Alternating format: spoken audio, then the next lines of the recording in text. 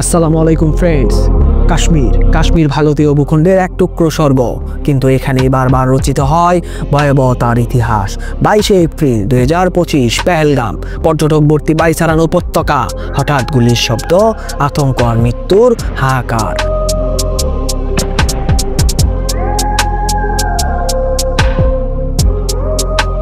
ছাব্বিশটি প্রাণ নিভে গেল মুহূর্তের মধ্যেই। কিন্তু ঘটনাটি কি নিছক একটি সন্ত্রাসী হামলা, নাকি নেপথ্যে রয়েছে আরও গভীর রাজনৈতিক খেলা? চলুন খুঁটিয়ে দেখি সমস্ত প্রমাণ, সমস্ত প্রশ্ন, সমস্ত সংশয়।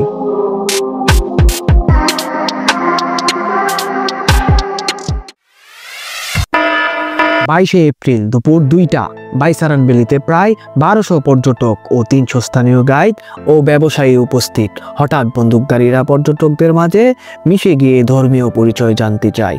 যারা হিন্দু পরিচয় দেন তাদের গুলি করে হত্যা করা হয়।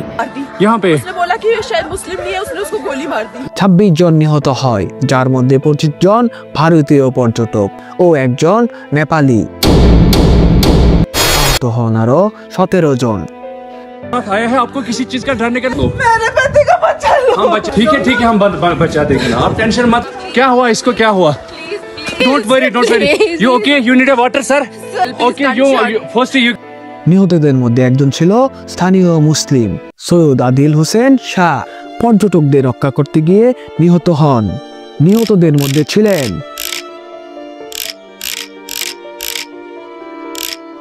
জয়পুর থেকে আসা 32 বছরের নিরাজ উদানি। এরকমই আরেকজন নেপাল থেকে এসেছে সুদীপ নিউপেনি, যিনি ছিলেন নেভির অফিসার। অরুণাচল প্রদেশ থেকে এসেছে তাগে হেলিয়াং, ইন্টেলিজেন্স ব্যুরোর সেকশন অফিসার মানিশ রঞ্জন, যে ছুটি নিয়ে পরিবারকে নিয়ে ঘুরতে এসেছিল। হারিয়ানা থেকে এসেছে 26 বছর বয়সের ইন্ডিয়ান নেভি লেফটেন্যান্ট বিনয় নারওয়াল। সে এসেছিল হানিমুন করার জন্য। এটা এমন এক হানিমুন ছিল যেখানে আসা গেল কিন্তু যাওয়া গেল না। এই হামলার দায় স্বীকার করে দ্য রেজিস্ট্যান্স ফ্রন্ট TRF, যা পাকিস্তান ভিত্তিক লস্করে তৈয়বার একটি শাখা সংগঠন। TRF কাশ্মীরের জনসংখ্যা পরিবর্তনের বিরুদ্ধে অবস্থান নিয়ে এ হামলা চালায়, যদিও পরে তারা দায় অস্বীকার করে, দাবি করে তাদের নাম ব্যবহার করে এ হামলা চালানো হয়েছে। TRF এই সংগঠনটি 2019 সালে প্রতিষ্ঠিত হয়েছে। সংগঠনটি আন্তর্জাতিকভাবে সন্ত্রাসী সংগঠন হিসেবে চিহ্নিত।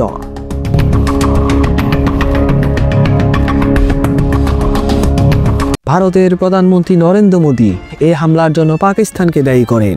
পাকিস্তান তা অস্বীকার করে। তবে প্রশ্ন উঠছে, কাশ্মীরের নিরাপত্তা ব্যবস্থার এমন ব্যর্থতা কেন?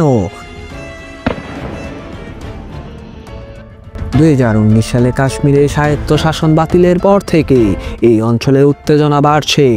এই হামলা কি সরকারের ব্যর্থতা, নাকি একটি রাজনৈতিক ষড়যন্ত্র?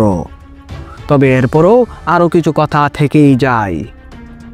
এই ঘটনার পর ভারতের নিরাপত্তা বাহিনী ব্যাপক অভিযান শুরু করে, যার ফলে 2000 জনকে আটক করা হয় এবং সন্দেহজনদের বাড়িঘর ভেঙে ফেলা হয়। তবে এই কঠোর পদক্ষেপগুলো স্থানীয়দের মধ্যে আতঙ্ক ও অসন্তোষ সৃষ্টি করেছে। এই ধরনের ঘটনা এটাই প্রথম নয়। ইতিহাস ফিরে তাকালেই দেখা যাবে কাশ্মীরের বড় হামলা প্রায়ই ঘটে রাজনৈতিক ষড়যন্ত্রের কারণে। 1999 কার্গিল যুদ্ধ, ভাজপা সরকার পুনরায় শক্তি অর্জন করে। 2001 সংসদ হামলা, যুদ্ধের উত্তেজনা বাড়িয়ে সরকার জাতীয়বাদী আবেগ জাগায়। 2019 পুলওয়ামা হামলা, মোদী সরকারের জনপ্রিয়তা বেড়ে গিয়ে বিশাল ম্যান্ডেট নিশ্চিত হয়। 2025 সালের সাধারণ নির্বাচন ভারতে ইতিমধ্যেই সম্পন্ন হয়েছে, কিন্তু কিছু প্রশ্নের উত্তর যেন এখনও ঝুলে আছে। একদিকে পেহেলগামে ঘটে যাওয়া অস্বাভাবিক এবং গভীরভাবে পরিকল্পিত হামলা, অন্যদিকে দেশের রাজনৈতিক প্রেক্ষাপট। এই দুইয়ের মাঝে কিছু সূক্ষ্ম মিল দেখা যায় এমন একটি সময় যখন সরকার তার রাজনৈতিক শক্তি পুনরায় স্থিতিশীল করতে যাচ্ছে। তখন একটি উত্তেজনা পরিস্থিতি সৃষ্টি হওয়া তা কাকতালীয় না পরিকল্পিত, এই প্রশ্ন উঠছে। অতীতে আমরা বহুবার দেখেছি জাতীয় নিরাপত্তা ইস্যুকে কেন্দ্র করে জনমত তৈরি হয়েছে, আর সেই জনমতের সুবিধাভোগী কে তা সবাই জানে। আমরা কারো বিরুদ্ধে সরাসরি অভিযোগ আনছি না, তবে পরিস্থিতির এই সমাপতন সত্যিই ভাবায়। এই হামলার পরিণতিতে যদি আবারও জনতার আবেগকে একটি নির্দিষ্ট দিকে মুড় দেওয়া হয়, তাহলে বুঝতে হবে খেলা শুরু হয়ে গিয়েছে। এই প্যাটার্ন কাকতালীয় নাকি চিত্রনাট্যের মতো পরিকল্পিত? মোদী সরকার 2025 সালে এই ধরনের একটি বড় ঘটনা ঘটিয়ে দেশের আবেগকে প্রভাবিত করতে পারে। তাতে যেমন সরকারের বিভিন্ন বর্তমান চাপ কমে আসবে, তেমনি পরবর্তী নির্বাচন 2029-এ নির্বাচনের সময় একটা কৌশল হিসেবে বিশেষভাবে কাজে লাগাতে পারে। এই ঘটনার পর ভারতের বিভিন্ন মহলে চলছে নানান আলোচনার ঝড়। धर्म देखकर नहीं मारा जा रहा, ये मोदी जी की राजनीति है। कोई धर्म देखकर नहीं मारा। आज से पहले के आतंकवादियों ने आपके धर्म देख के मारे थे क्या? आतंकवादियों का कोई धर्म नहीं होता, ना हिंदू होता है ना मुस्लिम होता है।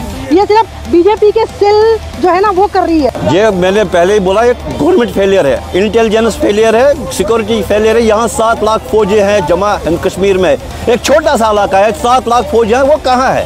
कहाँ है वो? क्या कर रहे थे? अमित शाह क्या कर रहा था? 3টি প্রধান কনস্পিরেসি থিওরি সামনে এসেছে। নির্বাচনী সুবিধা তথ্য, হামলার ফলে জাতীয়বাদী আবেগ তীব্র হয়, সরকার মজবুত নেতৃত্ব দেখিয়ে ভোটারদের আকর্ষণ করে। পুলওয়ামার পরে যেমন মোদি হেই তো মুমকিন হেই স্লোগান ছড়িয়ে পড়েছিল। अरे मोदी है तो मुमकिन है, अरे मोदी है तो मुमकिन है, अरे मोदी है तो मुमकिन है, ओ अरे मोदी है तो मुमकिन है। আপনার কি মনে হয় জাতীয়বাদী আবেগ কি সত্যি নির্বাচনের বড় ফ্যাক্টর?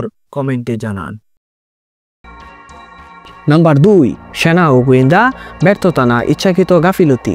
এত করা নিরাপত্তার ভেতর কিভাবে হামলাকারীরা প্রবেশ করলো? ইন্টেলিজেন্স কি ব্যর্থ নাকি ইচ্ছাকৃত চোখ বন্ধ করে রাখা হয়েছিল? হামলার আগে কি কোনো ওয়ার্নিং ছিল? নাম্বার 3, মিডিয়া নিয়ন্ত্রণ এবং মনোযোগ সরানো।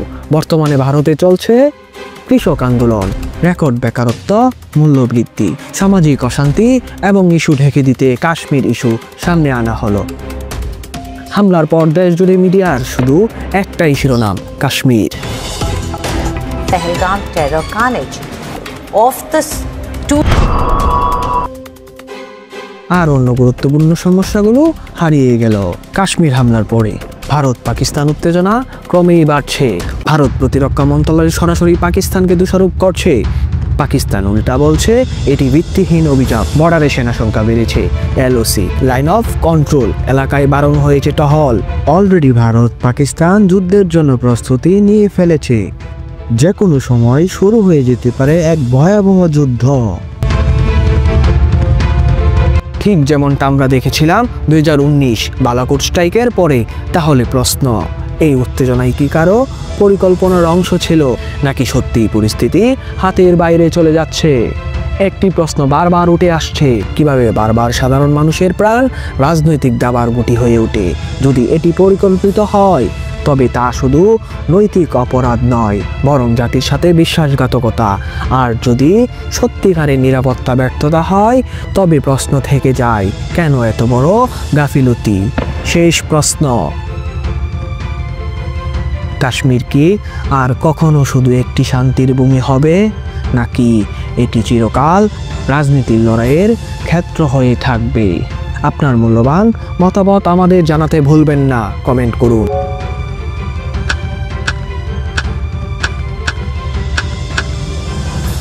ভিডিওটি শেয়ার করুন এবং সত্যের খুঁজে আমাদের সাথেই থাকুন। এখনো সময় আছে সত্যের জন্য কথা বলার, কারণ সত্য কখনো মুছে যায় না। ভবিষ্যতের জন্য প্রশ্ন জাগিয়ে রেখে বিদায়, দেখা হবে পরের ভিডিওতে।